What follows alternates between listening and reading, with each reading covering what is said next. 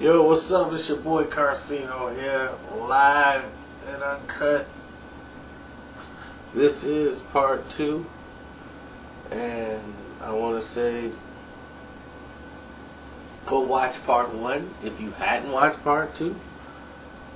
If you just clicking on part 2 and didn't watch part 1, you can stop it right here and go and check out part 1 first. Then you can come back here and be caught up with what's going on, because we're going to jump right into the Jay-Z Kanye West beef part 2. Now at this point, Kanye West is the biggest artist in the world. Okay, his 3 albums he put out is probably the best 3 album start any rap artist has ever had in the history of rap. And that includes 50 Cent. This is a monumental moment because Kanye now is really doing his thing and nobody's standing in his way, and it looks like nothing can stop him. Then his mother dies from surgery, and once that happened, it was kind of a standstill for a while, because a lot of people were like, whoa, it just, it took a lot of people. And when he did that, he took a hiatus from doing a lot of work, of course, naturally, for a couple of months to get himself together. Then he was back on tour, doing his last album. Doing his shows, doing his tour, even doing Dear Mama. Dear Mama became another song that became hot again. Now, Kanye has decided that the best way to do this is to work through it. And he goes to Hawaii to record because it's better for your music not to be leaked if you do it somewhere off the mainland. So they're in Hawaii at AVEX Studios. So while they sitting there recording songs and coming up with ideas, Jay-Z is actually planning his comeback again with Blueprint 3 with his first album with Live Nation, and he needs it to be everything that his other albums was that were successful. He needs new direction. He needs what's hot. So he needs hot joint after hot joint after hot joint. So to achieve this effect, he had to bring in Kanye West to basically supervise the album. And Kanye is like, look, if we do the album, I want to do it with my vision, Jay. Meaning that I don't want to have to wait on people to get things done. And even though he liked Just Blaze, this is not a good fit for Just Blaze. Just had a couple of beats, for the album, but Jay didn't choose any of them. He kind of went with what Kanye was doing for the album. He was like, well, Kanye, they got an idea, no idea, and the people we working with, they kind of got the songs of what we need already. The first thing Kanye said is, well, you coming back with Blueprint 3. It can't be another Blueprint album. Like, we can't go back to the soul sound. We can't do what we did in Blueprint 2 and make a whole bunch of songs. What you have to do is come with something short. But every track has to mean something. We have to have a point of the album, a direction. So him and Jay had worked on the song anyway. They had some auto-tune joint out, and No ID was in the studio, and he had the beat for what became Death of Auto-Tunes, and he was like, whoa, Kanye just got it. And was like, no, this is the theme. Look, all the auto-tune songs that we got for Blueprint 3, scrap it. That's what it is. This is what the oversaturation of auto-tunes, death of auto-tunes. That's the theme that's gonna launch Blueprint 3. It's too much. That's all Jay needed was the direction. Jay went in there and just murdered that song. Easy. Knocked that out in like a day. Got the auto tunes. Na na na na. That's Kanye. He put that in there. Hey, goodbye. Na na na na. Hey. That's all Kanye. So they working on this, and it's a smash, and everything's a hit. Man, that beat go hard, Jay. Man, that's what I'm talking about. So he's loving Death to All the Tunes. So Jay want to premiere it at the awards, and of course the Chris Brown situation. If he performed that, and me and Beyonce ain't doing our thing, and he comes out with Death of Auto Tunes at the BET Awards, and here we go.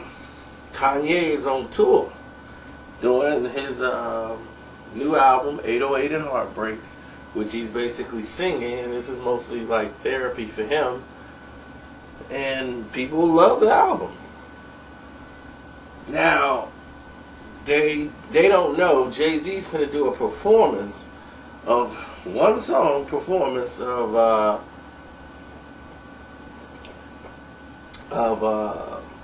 Death to Auto-Tune. And he had a couple of shows, I think they had. Kanye did on the tour, and then Jay was going to do the one song. Jay wanted to close the show with Death to Auto-Tune. Had Jay come out and do Death to Auto-Tunes, and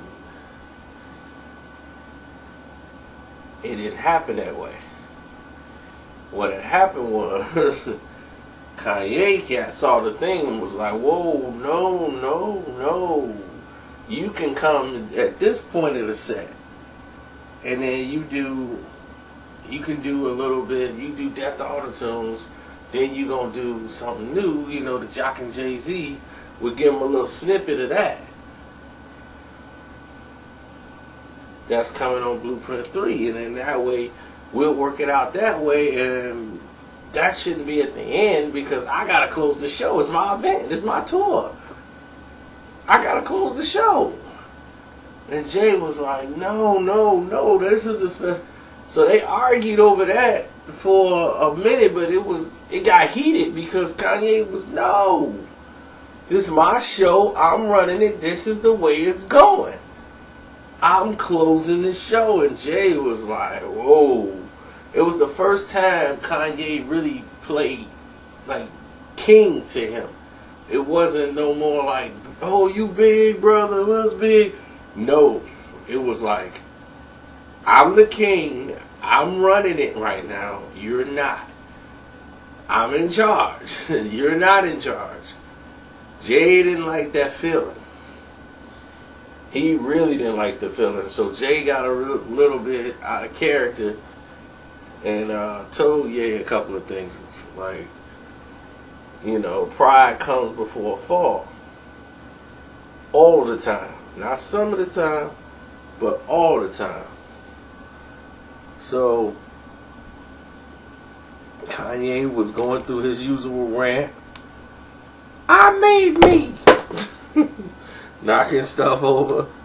I made Kanye West. I was in there doing that 16, 17 hours a day. I made Kanye West. What do I look like letting you go on and close my tour? My name's on the marquee. It says Kanye West. It doesn't say Jay-Z.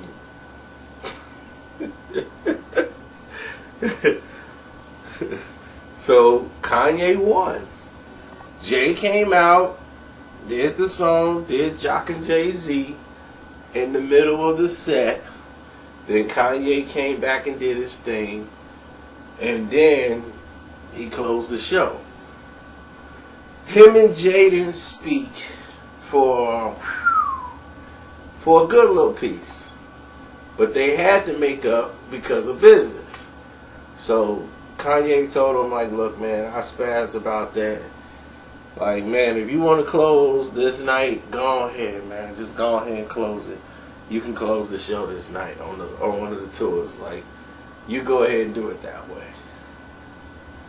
And basically, they came to an agreement, and they went and closed. Jay closed that show, and everything was back in business.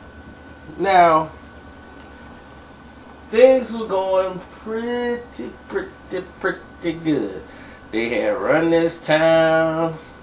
All these things are going great. Then all of a sudden, time is moving along. Here we go to 2012 and stuff, and Kanye and Jay-Z are being like, you guys need to come out with an album together. That would be monumental. Yeah, we get Jay-Z and Kanye to come out with an album together. That would be, who would not buy that album? Two of the biggest artists of all time. So they really swinging at him. Like, this is where we need to go. So they dropped the because the thing is they recorded so many songs together. But Kanye is the type that he needs direction.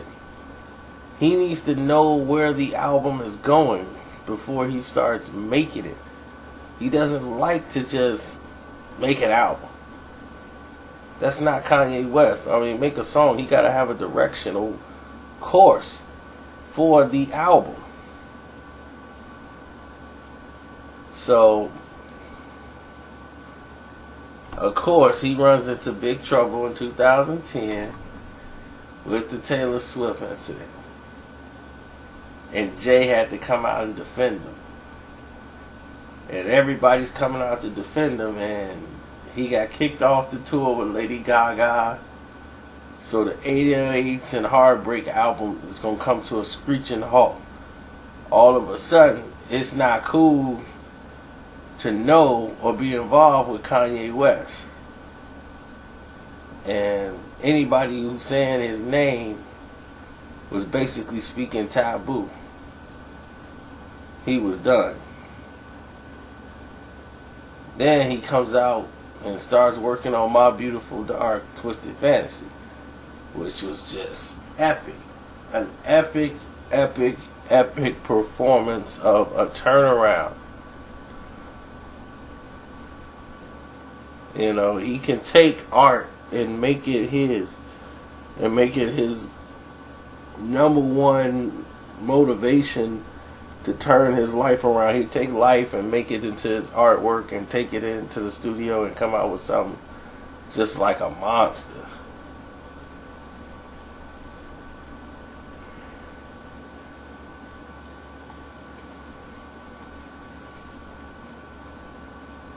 So the beats and everything is dark, but the lyrics are different. They're a little bit more like correct, you know, like on point. Kanye's lyrics was known for having a swag to them,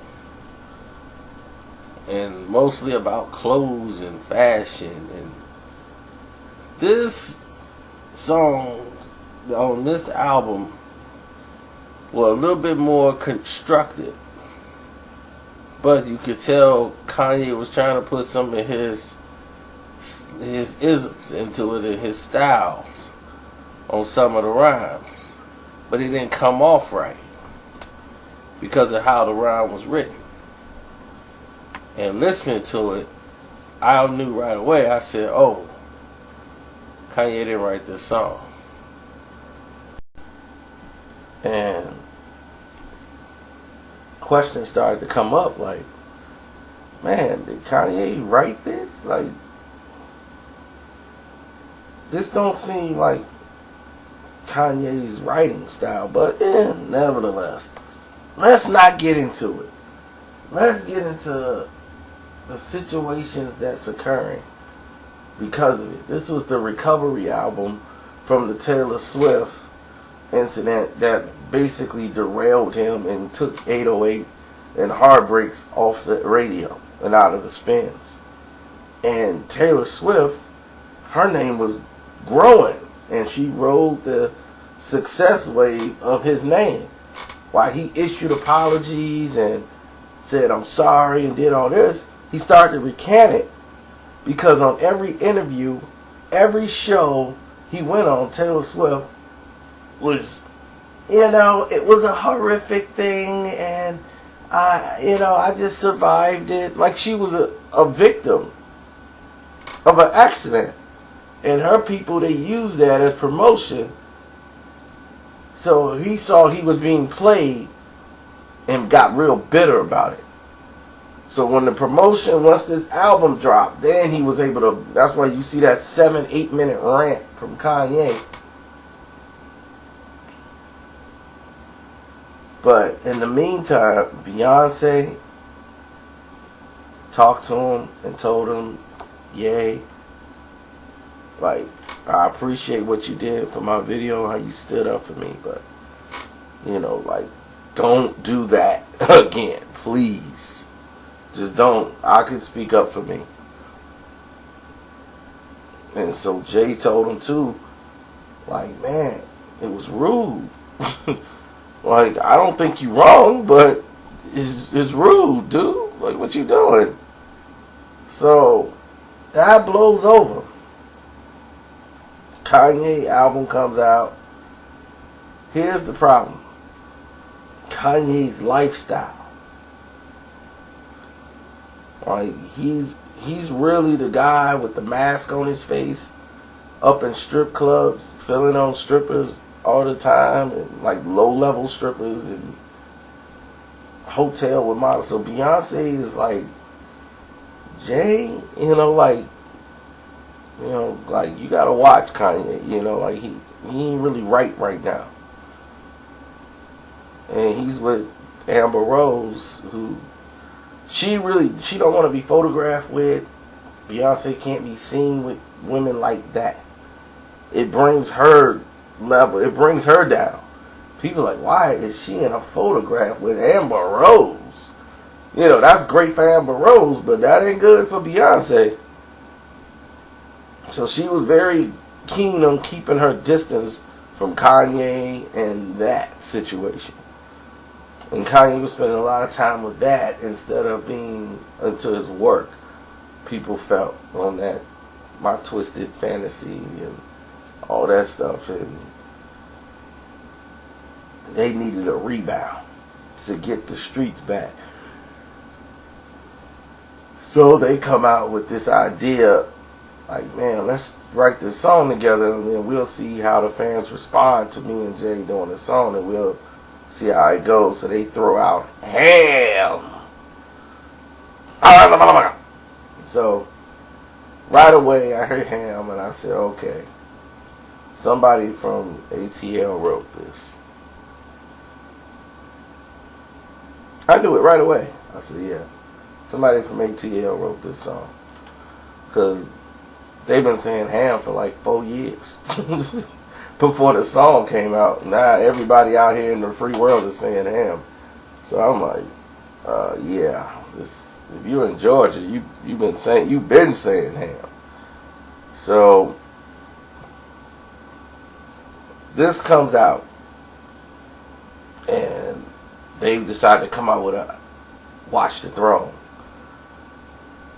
And this was basically the lead single without it even being the lead single. They ain't even made a decision to make the album yet. So they had like about 3-4 other songs on that they wanted to go on the album, and Jay didn't want them on the album for some crazy reason.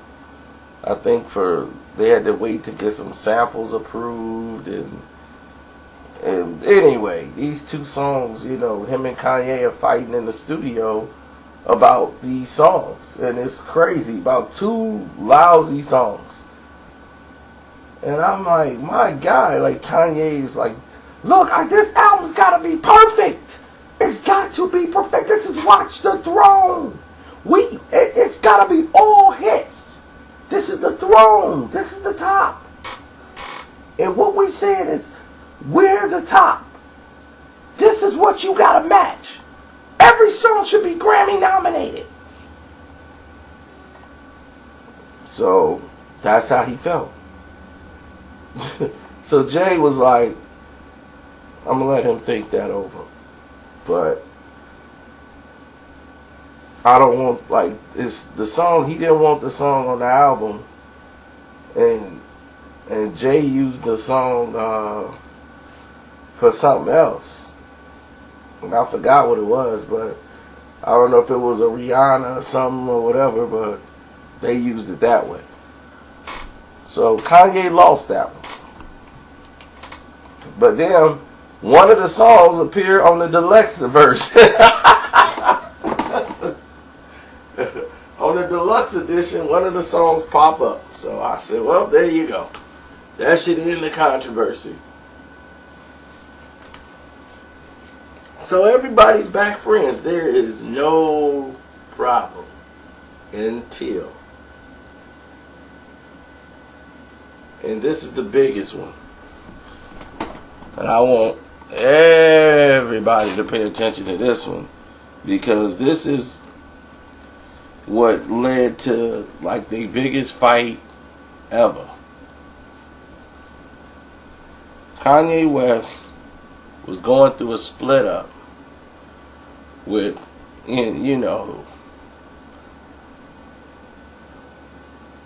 okay, so while Kanye is splitting up with Amber Rose, she's starting to, you know, date other people and this and that. And Kanye has a mixtape out with good music, where he has this song that he called Thoroughflu. Now, Thoroughflu was talking about his flow and all that, and the Thoroughflu company came in and interjected, so they changed the song to Cold, or Way So Cold, or whatever, because Thoroughflu company didn't want themselves associated, you know, with Kanye West's product. In this song, he addressed Peter. He addressed Wiz Khalifa dating his ex-girlfriend, and was like, I guess he fell in love with her at the same time I fell in love with Kim Kardashian, because that relationship was taking place now. And then he's saying, I'm glad I didn't have Jay, I could have had Jay drop you from the label. And boy, did that set off a chain reaction. It was like, no, homie, no. Why would you do that? So once he put Jay's name in it and said, oh, I should have had Jay drop, it was like he had that kind of power, like he's on Jay. Jay had to call Kanye and cuss him out. Like, dude, wherever you at right now, we need to talk. And Beyonce was like, told you. You gonna have to put this in check. And he was like, where's it signed to us? You know, that's my thing. This has nothing to do with you. You can't say, you know, had Jay drop nothing. So the media and the people around the world thought it was a diss to Jay-Z when Kanye West didn't say Jay-Z's name when he performed the song live twice. They was like, oh, he didn't mention Jay-Z's name. He didn't mention Jay-Z's name because Jay-Z wanted his name taken out of the song. Don't say, you can't say Jay did anything. Just take my name out the song. I don't want it on there. You could have Jay, you could have had Jay, you can't have Jay do anything. So, you know, at that point, they weren't really speaking to each other. for a while because of that incident. And people thought the Jungle song that he was taking a shot at Kanye, because that New God Flow song Kanye had when he was talking about Hov and Dame ain't signed him, like he was still shopping at Jacob when Hov and Jay signed him. And then Hov came in, but no, Jay-Z had a verse for New God Flow. He just used it on the remix of Jungle. But he had a verse that he never put on the song New God Flow. That's why when he said New God Flow at the end of the verse of Jungle, that was the verse that was supposed to be on the song New God Flow. You see, but you never got a chance to hear it, so Jay just used the verse on another song. So y'all gonna get a lot of things cleared up here that's been screwed up by the press. Because what you have is, you got people like CNN, The Rap, and all these other places. They don't understand nothing about hip hop. They don't understand about how things work. So they take it into a pop reference, of celebrity reference. And they try to make storylines out of rap lyrics. And it's funny because they are so way off that they don't even know what they're talking about. So when people bring this up to me, that's why I said, well, I'm going to do a video to clarify some of the stuff they've been throwing at y'all. Because I was like, I didn't even know this stuff exists. You know, half these things, like, man, what they said here, they had this, and what happened with this? It's all coming up. Don't worry. The JC and Solange incident came into play. You know, Jay and Kanye, they made up. They had their little space apart. They back cool like they brothers. So he's real serious about marrying Kim, and he told Jay, like, I'm finna marry her and I want everybody to get together. So they went and sat at the awards and everything. He's like, I'm not gonna bring Beyonce be around somebody who, you know, like, I'm not finna marry. So that's what he told Jay, and Jay was like, alright. So as they sitting there, Beyonce's not really interacting with Kim, and Kim is like, she doesn't like me, you know, like, she's being really cold to me.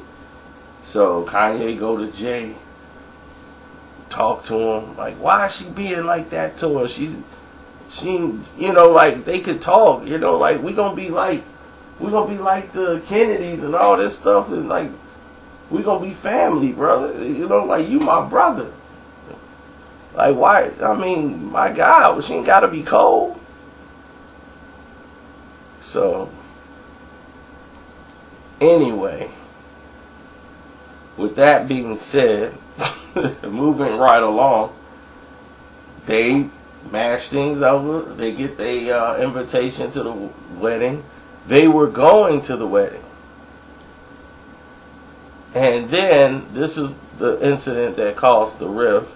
They had the Solange incident at the Met, where we all seen the elevator fight. And the wedding is coming up. The press is trying to get information out of family members of what happened, and everybody's digging and digging and digging. So they don't want to take away from their moment at the wedding. You know, like, Kanye was a bit hurt because he was like, man, Jay's supposed to be here for this. You know, like, forget all that. Jay's supposed to be here for this. But it was a bigger situation than that. It wasn't just the Solange incident.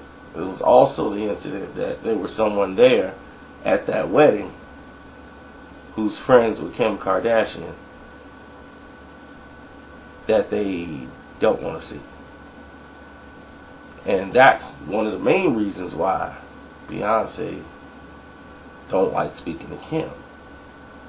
It's because who Kim is associated and friends with. So that's the situation, really, in a nutshell. And as long as they still have that friendship with that person, it puts a strain between the two. Like being close, vacationing together and all that stuff. You can't see that. You won't be seeing that. Then you got the fact that the awards come around and here come Kanye going on stage when Beck wins the award, and everybody was like, and Jay's like, no, like, please don't do this. Him and Beyonce, and then Kanye was like, waved his hand, and walked off. It made a real funny thing because it was like, oh man, we finally got Kanye back, and hopefully he don't do this again. This would have crippled him. But when he walked away, and everybody laughed, he was the top of the throne for about 30 minutes of being a hero. And in the next 30 minutes, he was the most hated man in the world again. Because this fool went right back on the post-award show, and he's doing the interview, and he's down talking like, I should have took the mic from Beck. And I should have did it. I'm like, oh gosh. And even the Kardashians know, like, they sitting there like, why is he doing this? Like, this is terrible. And right away, it went from everything he did right then and there with Beck to really turning people's head to say, maybe Kanye ain't that bad. Then people's like, no, he is. Guess what the idiot did right after that? Yep, I knew he was stupid. So that's where it is, man. Jay was, why, man? Why would you? And Beyonce's like, I told you, he's crazy. I mean, you see the guy beating up fans, paparazzis. He's out there. He's an artist. He's the new Prince.